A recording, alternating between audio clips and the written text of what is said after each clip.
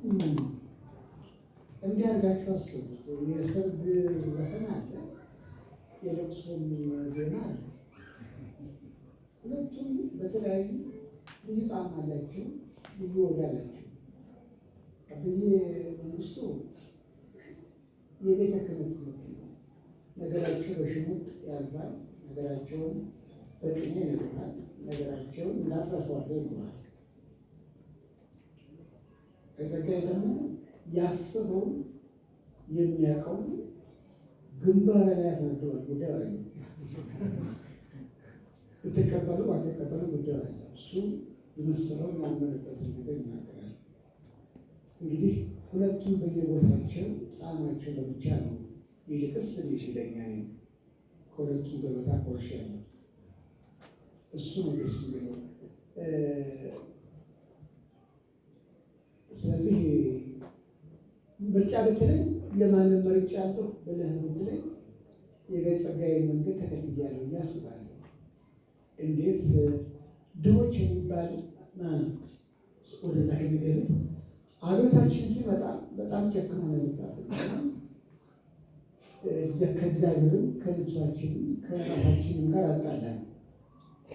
እስካሁን አታረቅም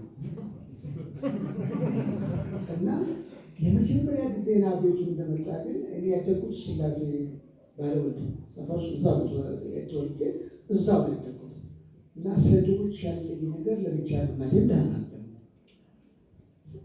ስለሆነች እኔ ስለ ድሆች ያለኝ አመለካከት አሁንም ድረስ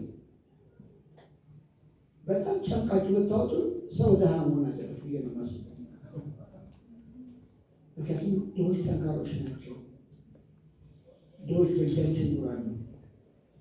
ሀብታም ስትሆን ሰነፍ ትሆናለህ። ሰው እንዲሰራ ትፈልጋለህ። ራስን ተደግማለህ። ራስን በሽተኛ ታደርጋለህ። ድሃ የለበትም። ቆፍሮ ጥሮ ይበላል። አሁን ድግፍ ትሉኝ ድሃ እንደግፋለሁ፣ ግን እዛ ያደግኩበት ነው። በአጋጣሚ ምን ሆነ?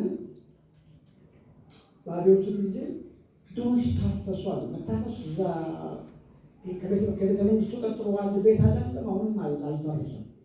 እዛ ውስጥ ነው ያደግኩት። ከፍስል ራስን ነፍስዛ ከዛ ያደርጉ የነበርኩትና አመት በዓል መጣ ሲባል መታፈስ፣ ንጉስ መጣ ወይም መሪ መጣ ሲባል መታፈስ ሁልጊዜ ያለ ነው።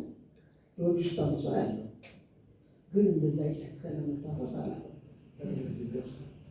የንጉሱ የልደት በዓል ሌላ ብቻ ነው። በጣም በርከት ያሉ ድሆች ታፈሱ። ከቱም በርከት ያለው የዓለም መንግስታት ወደዚህ ነገስታት ማጣሉ ተብሎ ስለታሰበ ታፈሱ። መታፈሳቸው የተለመደ ነው። ነገር ግን በታፈሱበት ቤት ውስጥ አዳራሽ ውስጥ ማንም ሳይጠይቃቸው በር ተዘግቶባቸው እዚያው አለቁ። 700 መቋሚያ ብቻ ወጣ። እውነታቸዋለሁ። ማንቀሳቀስ መቆማት መናናቃት እንዴት ለሰው ሲባል ሰው ታፍሩ ይህን ያህል ሰው ይሞታል። ዩኒቨርስቲ ተማሪዎች ጮሁ። ድሆች ታፈሩ ሞቱ ነው ጮሁ። እነሱ ናቸው ነው በእነሱ ጮህ ስኛ በጣም አዘንኩና ቲያትር ጻፉ። እኔ ከነሱ እንደኔ ቀረባቸው የለምና ደግሞ ወደ ቲያትር ገለማ መቀረቢያ ስለነበር ይህን ሰሙ ወዲያው ጻፉ። ቲያትር በስንት ቋንቋ በራሴ ቋንቋ በራሴ ቋንቋ ጻፉ። ጽፌ ግን በአጋጣሚ እንትን የሚባል ማነው ጎህ የሚባል መጽሔት ነበርና በጣም ተነባቢ ነበር። ቋንቋዎቹ ጠንካሮች ናቸው። ጸጋዬ ገብረወልድ የሚባለው ያን ሰው ነበር። እሱ ይጽፋልና ግን ሰው የተሻማ ነው የሚያነበው። ቋንቋ ይገርማል። ሀሳብ ሊገጡበት ይችላል። ከዛ ድሆችን ጻፉትን ድሆች ሲመለከተው ታቋቋሉ ለሰው ቢሆን ይህ አውቆ የገደላቸውን አሰራቸውን ማህበረሰብ አይናገርም። ለእነሱ ቢሆን በቃ አይደለም። ስለዚህ እነሱ በመረጡት ቋንቋ መናገር አለብኝ ያልኩና እንደገና ጻፍኩት በጋሽ ጸገኛ ቋንቋ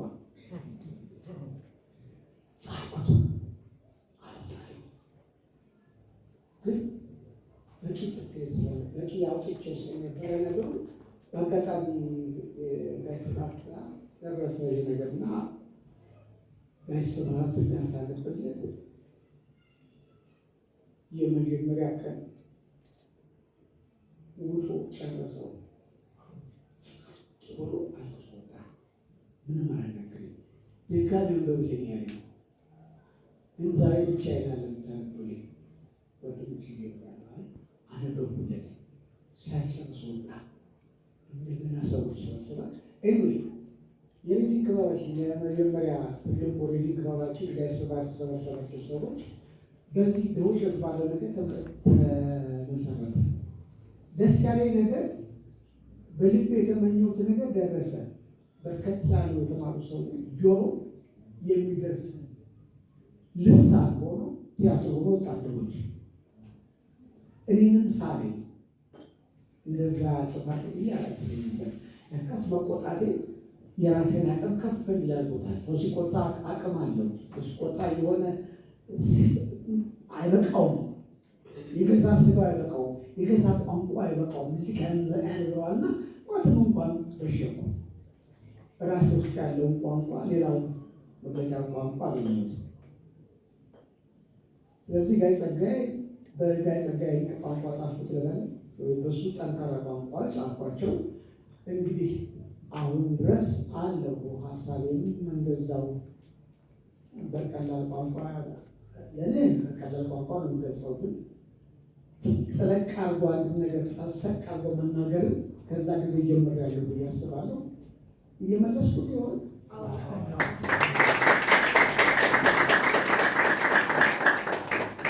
እና ደስ ያለኝ ደግሞ አንድ ነገር አለ።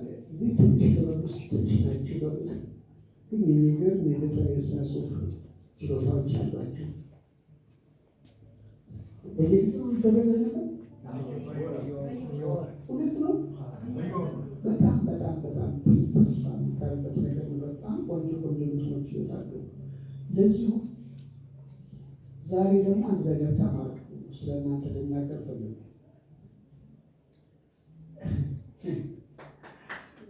ምን ተማርኩ መሰላችሁ? አይነ ስውር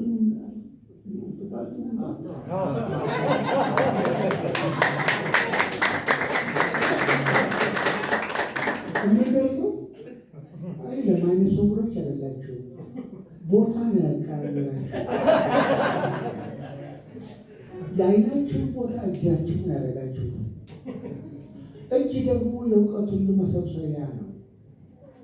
2 እና 2 4 ማለት አይዲያ ናቸው። 2 እና 2 4 አድርጎ የሚያሳየን እጃችን ነው አይደል? እሱ ሰው ሲያስቀምጠው ነው ራት ይላል። ማንኛውም እውቀት እዚህ ውስጥ ኢንፎርሜሽኑ ይቀመጣል። ወደ እጅ ሲመጣ ግን እውቀቱ ይገለጣል። አሁን ዛሬ የተማርኩት እናንተ አይናችሁ ጣታችሁ ያስቀምጣችሁ ታነባላችሁ። ቦታ አለዋወጣችሁ እንጂ ነገሮች ናቸው። ቦታ አለዋወጣችሁ ምን በጣም ምሳሌ ያነባል ነበር እንዴ? እና እኔ ባለም ፊደል እንዲ ፊደሉ እያረገጥ ባለ እንዴ ማለት በባይኔ ሲሆን እንደዛ እንደ ማለት ነው። በኪዳ ብቻ ነበር ባይኔ ላብሻ ነበር ብሎታለሁ። እና ያን ተማርኩ።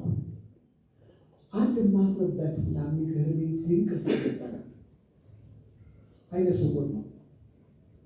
ያሳ አንድ ቀደም ብለን አንስቼው ነበርና ቼንትሮ ባር የሚባል በእኔ ዘመን እዛ ብዙ ጊዜ አጠፋም እዛ እገኛለሁና አየዋለሁ። የሚገርማችሁ እናንተ አይናማዎች አታዩም ነበር የሚለው። እኛ እያየን የሄደው ሰዎች እናንተ አታዩም የማየው እኔ ነኝ ይላል። አይነ ስውር ነው። የመጀመሪያ የሚገርማችሁ ነገር ነገራችሁ ከቼንትሮ ባር ስትወጡ ብረት አለው። ከዛ ወጣችሁ በብረቶችና በብረቱ መካከል ታስኬዳለች። ግንጥል መንገድ 2 ናት። በዛ በኩልና በዛ በኩል ሳይሳሳት በብረቶችና በብረቶቹ መካከል ነው የሚሄደው። አንድ ሰው አይመራውም። ፒያሳ ሁሉ መኪና ሲባል ሰው ደንግጦ ሲቆም እሱ ቆም ብሎ አንድ ሰው ያዙኝ ደግፉኝ አይልም። በሰላም ይላል።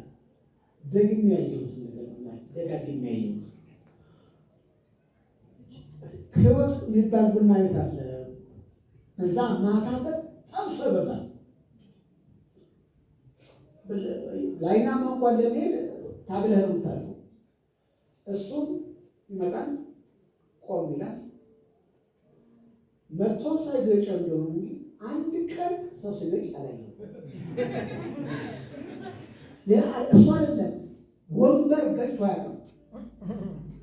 እና ሊያሳፍር ነው እንደ ሰውዬ የመጣው ያለው እናንተ ያማዎች አይደላችሁም እኮ እያለ እንሳደብ ነበር መስለኝ። ለካስ የሆነውን ነገር ስንቀበል ያልሆነ የኛ ያልሆነ ያልነበረ የማይታወቅ ነገር በዛው ላይ ይተካል።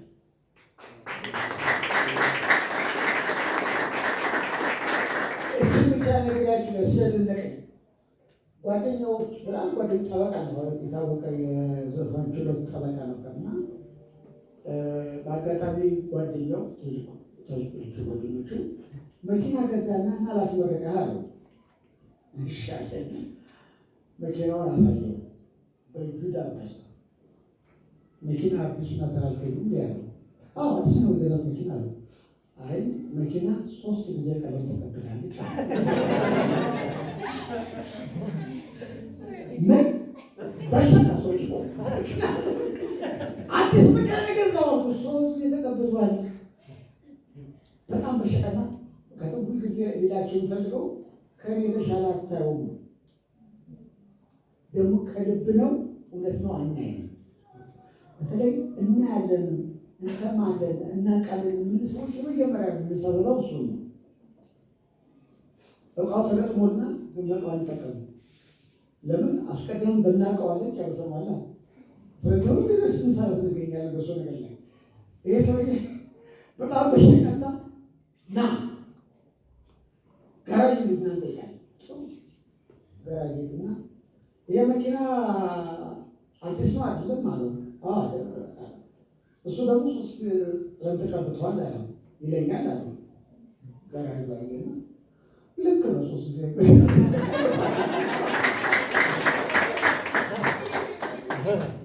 እኔ ልብ ነው የሚያየው አንዱ የሚያየው ወይስ አሁን የሰውዬ እንዳዞረው እጁ ነው አይ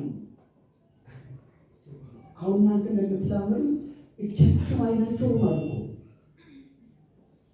አይደለም እንዴ? ታነቡበት ላይ ትበላላችሁ እና ይሄ ማዛወር ነው ያደረጋችሁት። ከልብ ነው ነገራችሁ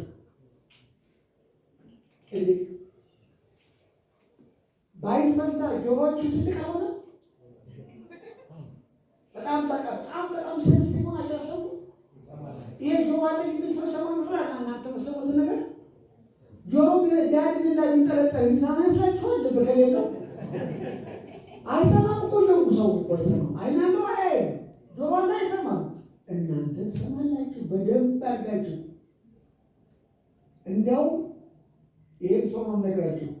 እንደዚህ በሰው መካከል ሲሄድ አንድ ሰው ድንገተኛ ኮቴ አንዱ በኮቴው ያውቀዋል ሲያልፍ አያየኝም ብለህ ታልፍ ነው ከሌ ያለው ያላዩም በኮቴ ሰው ይለያል፣ በድምፅ ሰው ይለያል። እናንተ ብልቶቻችሁን አይኖቻችሁን ወደ ሌሎች መነዘራችኋቸው እንጂ ያጎደላችሁት ነገር ያለ መስለኝ የበኩሌ አደንቃለሁ በጣም።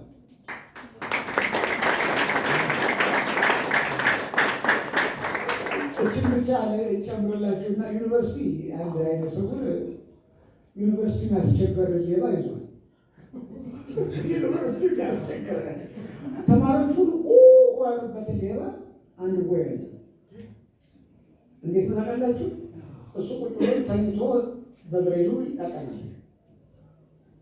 ሌባው እንደተለመደው ከፍቶ ገባ። ጨለማ ነው። ስለዚህ እሱ እርግጠኛ ነው ማንም ሰው የለም ብሎ ገባ። ሲገባ የገባው ሰውዬ አብረውት ከሚተኙት አብረውት ካሉት ዶርሞች ውስጥ አይደለም። ጠበቀው። ዕቃ ሄዶ መፈተሽና እንትን ማለት ሲጀምር ቀስ ብሎ ወረድና በሩ ላይ ቆማ ማን አንተ? እዚህ ዶርም ነዋሪ ነኝ አለ። አይደለም ማለት እንዴት ነው?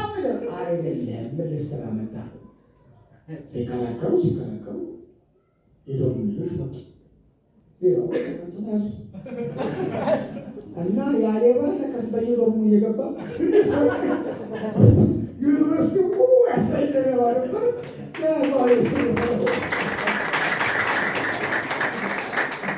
እና እኔ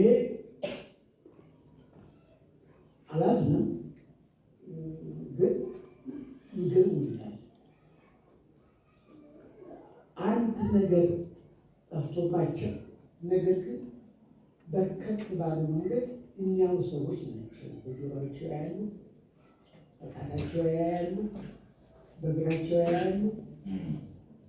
እንጃ ይናባብ ብልቶቻቸው ሁሉ አይንሳረው ይችላል። ለማንኛውም እግዚአብሔር እጅግ የሚገርም አምላክ ነው። አንድ ነገር ወስዶ ብዙ ነገር ይሰጣል። ሰው ልበት አለው። ሁሉን ነገር ይዞ ደግሞ ሁሉን ነገሩን የሚያበላሻል። ዓይን አለው፣ ጆሮ አለው፣ እግር አለው። በሙሉ ያነሰ ነው።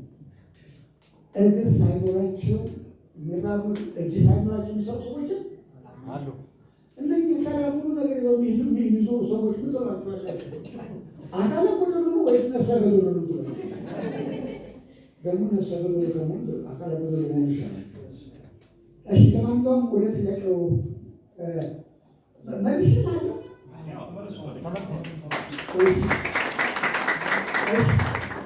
እባክሽ አንድ ነገር ድህነት ማለት ትርፍ ነገር የለውም ማለት ነው አይደል? ትርፍ ነገር ማለት ትርፍ ነገር ባስቀመጥሽ ቁጥር ልክ ያልሆነ ነገር ጀምረሻል ማለት ነው። ምክንያቱም እጎንህ የሚፈልገውን ነገር አንተ ቤት ከተገኘ ቀምተሃል ማለት ነው። ዋሽተሃል ማለት ነው። ጨክነሃል ማለት ነው። በሌላ በኩል ክርስቲያን ነኝ ብለህ የምታስብ ከሆነ ኃጢአት ሰርተሃል ማለት ነው። ሁለት ያለው አንድ ይስጥ ማለት ነው። ይስጥ ነው፣ ይጠይቅ እንኳን አይልም። ሁለት ካለ አንዱ የኔ አይደለም ማለት ነው።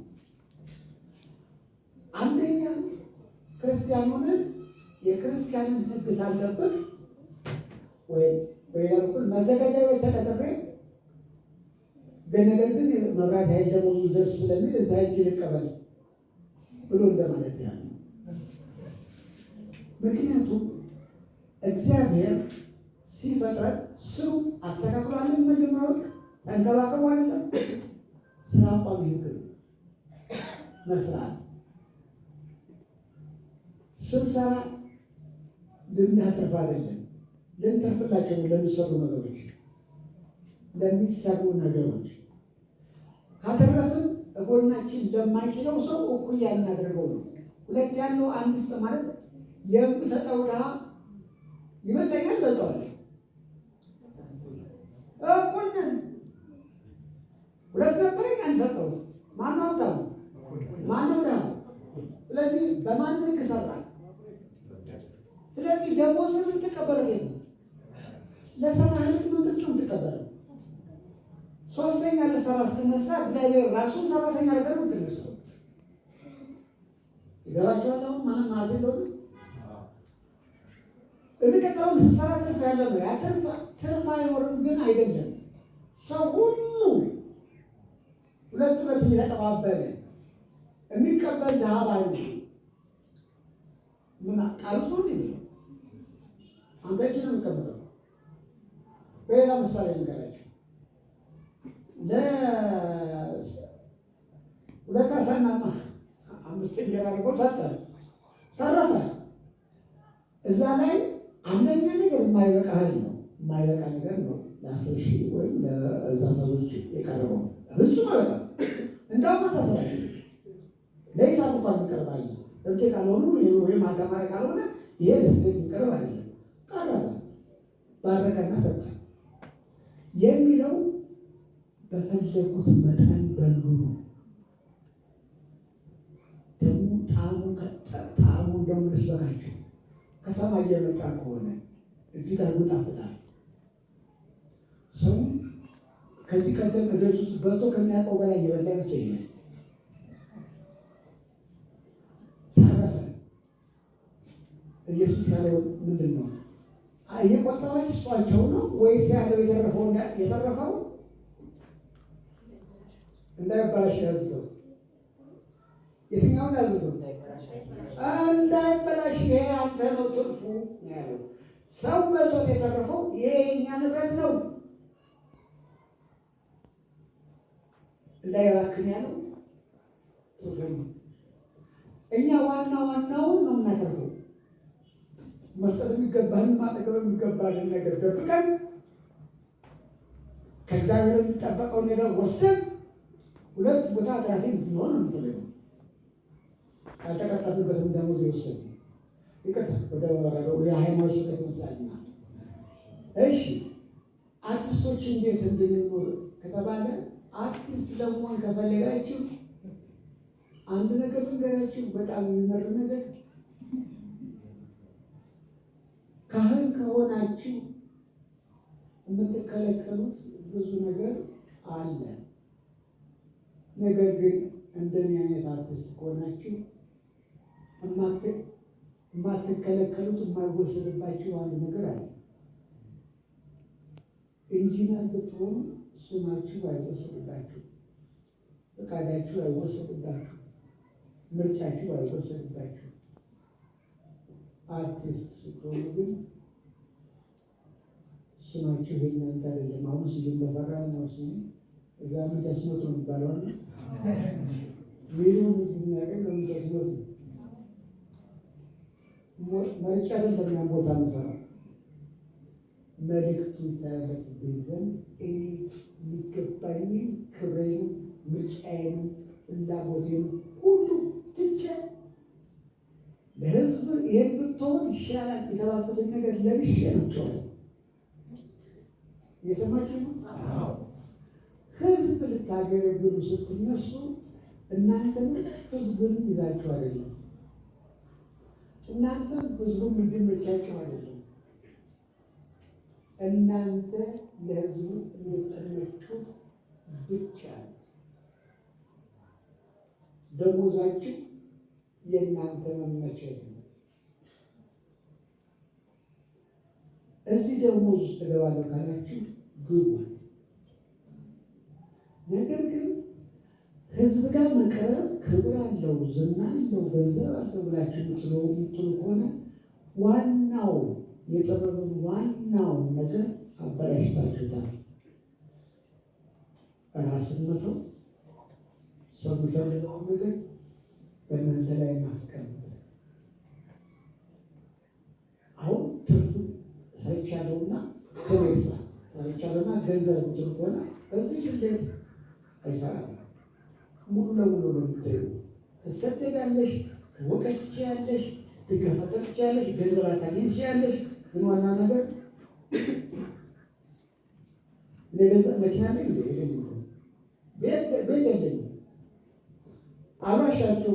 እናንተ ባደነቃችሁ ወደ ዘመን ብትሄዱ ምሳ መበላበት እርግጠኛ ምሳ ለመብላት እርግጠኛ ሆኜ አላውቅም። እየዋሸሁ እያጋለጥኩ ነው ያስላችሁ። ምሳ ለመብላት እርግጠኛ ነበርኩ። እዚህ ላይ እንደውም በስራትን በጣም አነሳዋለሁ። ይገርመኛል ነገሩ ብዙ ነገር ይገርመኛል። ሁለት ቲያትር ስሰራ ሳልበላ ልገባ ስል አበላም ምሳሌ አለ ባገዛኝ ይፈልገኛል። አዘነ። ያን መሰለ ትልቅ ጉልበት ያለው ነገር መስራ መሳሳት አለ ማለት ምን አደረጋለሁ? በጣም ናም ሰራ በለኝና እዛው ሆቴል ውስጥ እሱ ያለበት በመጣበት ጊዜ ምሳ ብሎ ሰጠኝ። እርግጠኛ ሆንኩት ከዛ በኋላ ነበር ቢያንስ እሱ ጋር ሄጄ ይሆናል። እንግዲህ የዛን ያህል ሰው በመውደደኝ የዛ ሰዓት በወደደ የማከበሬ ቦታ ላይ ግን ለኔ ለምሳሌ ነው እንኳን ነገር አልነበረኝም። አሁንም እና እከበራለሁ። የሚወደኝ ብዙ ሰው አለ። እንግዲህ በሰው መለኪያ ከሆነ ቤት የለኝም፣ መኪና የለኝም። ይህንን መታየቱ ልብስ እንኳን በስንት ነገር እንዳይቆሽሽም ደብቄ ነው የምኖረው። ግን ቢከፋኝ እንዳይመስላችሁ እነዚህ መለኪያዎች ከጣልኳቸው ቆይቻለሁ። በእነዚህ እንዳልለካ አሳስቸዋለሁ። ምን መለኪያ አለኝ? ሰው ሲያይ ደስ የማይለው ከሆነ ምን አጎደልኩ ብዬ አስባለሁ። ሰው አይቶ ደስ ሲለው እግዚአብሔር ይመስገን ፊታቸው ላይ ደርሻለሁ ማለት ነው። ደሞዜ የአርቲስት ደሞዜ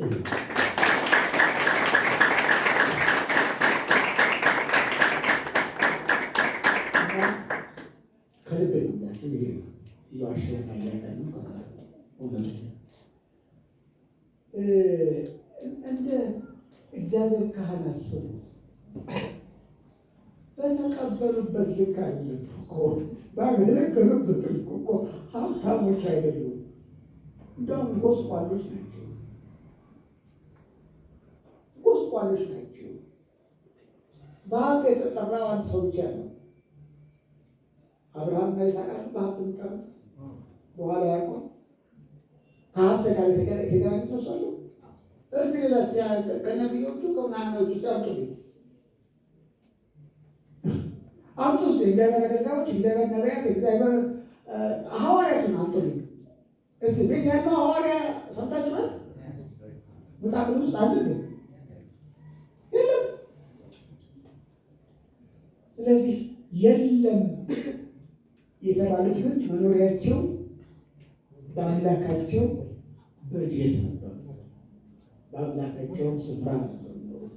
አሁንም እናከብራቸዋለን፣ የእነሱን ቦታ እንመኘዋለን። ለምን? የእኛን አልተመኙም ነበርና።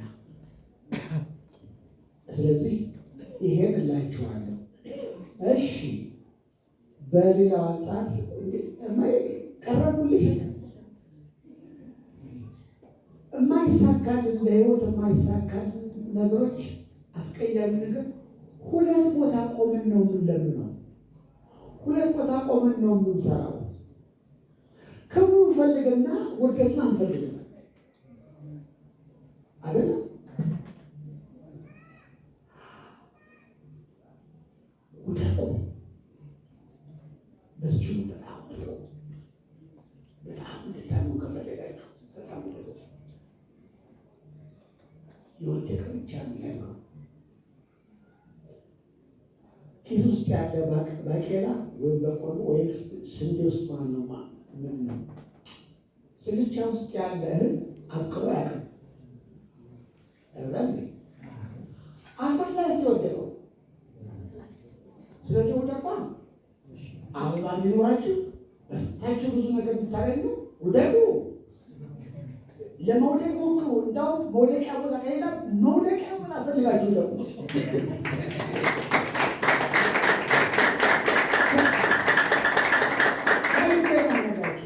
አልወድቅም የምትሉ ከሆነ አታፈሩ።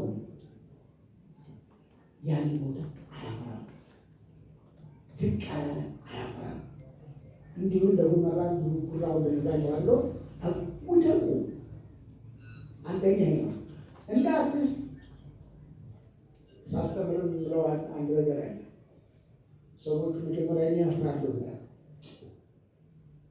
የዚች ዓለም አስተማሪ ታውቃላችሁ ማለት ነው። አስተማሪዎቻችን የዓለም ልቆች፣ ትልልቆቹ አስተማሪዎች ማነው ያውቃላችሁ? የወደቁ ሰዎች።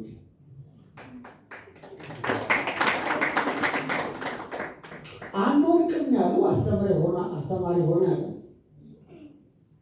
ይቅርታ አድርጉልኝና ከሰማይ መላእክት ሊመጡ ስለማይሳሳቱ አስተማሪ አይሆኑም። እነሱ ማንንም አያስተምርም። እንደውም ያናድዳል። ስትወድቅ ግን ፊትህ እሱ ፊት ሲወድቅ ግን እንዴ ይሄ ቅጦት ነው እንደወደቀው ብለህ ትሞክራለህ። ማስወደቅ በፊት አንድ ሰው ስለወደቀ ለምን ትሞክር? ስለዚህ የወደቀው ሰውዬን ያስተማረህ እንጂ ቆሞ ያስተምረው ሰው ያስተምረህ። የሰማችሁ ነው። ከፈለጋችሁ የሚያስፈራ ነገር ካለ መጀመሪያ ውደቁ። መጀመሪያ የምትማሩት እናንተ ናችሁ። ሌላው ደግሞ እግን የሚያልፋችሁ ከመጣ አይዟችሁ፣ እናንተ አስተምራችሁት ያለፈ ተማሪያችሁ ነው። ሰምታችሁና ተማሪያችሁ እናንተ ስለወደቃችሁ አይቶ ነው እንጂ የደፈረው እናንተ ባትወድቁ እዛው አልወድቅም ብሎ ሳይ ማለቅ ነበር። እንድትወድቁ አትፍሩ።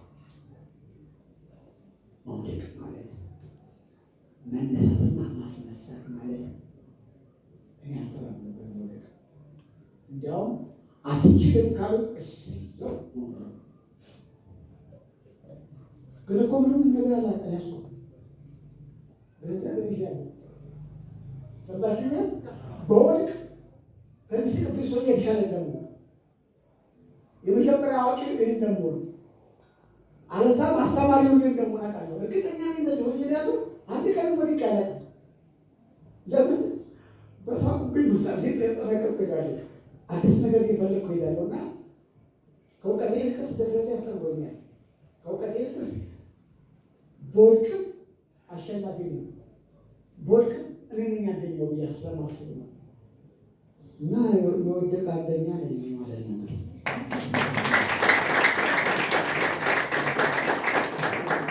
ለአንተ ብቻ አይደለም ነግራችሁ የህይወት ሚስጥር ይሆኑ። ማናችሁ እናንተ ማታውቁት ቦታ ሄዳችሁ ማትወቁት መላክ ናችሁ። እግዚአብሔር ደግሞ እናንተ ምንም ነገር አያዝንላችሁም። ለምን እንደማያዝን ታውቃላችሁ? ማንንም ዝቅ አድርጎ አልሰራም፣ ማንንም ከፍ አድርጎ አልሰራም። በእኩል ደረጃ ነው የፈጠረው። እኩል ነገር አስሶ ግን እፈራለሁና ወድቃለሁ የለም የኔማ እንዴት እየሰራታለሁ ጥቆ ዋጋ ለቀነስኩ አንተ ነህ አይደለም። እሱ ቀንሶች አንተ አንተ የቀነስከው ራስህ። ለምን የሰው ይዘህ ምን ይዘህ ሳትሰራ ከፍ ማለት ይዘህ ያቆረ ወደ ጣልተ ነው ዛሬ ወደ አውልከም አያደላም። ስለ ቅዱስ ሰብነት ካላችሁ እቺ ብቻ ብያችሁ ወደ ከተለው ነገር ድህነት ማለት ወይ ችግር ማለት ወይ መከራ ማለት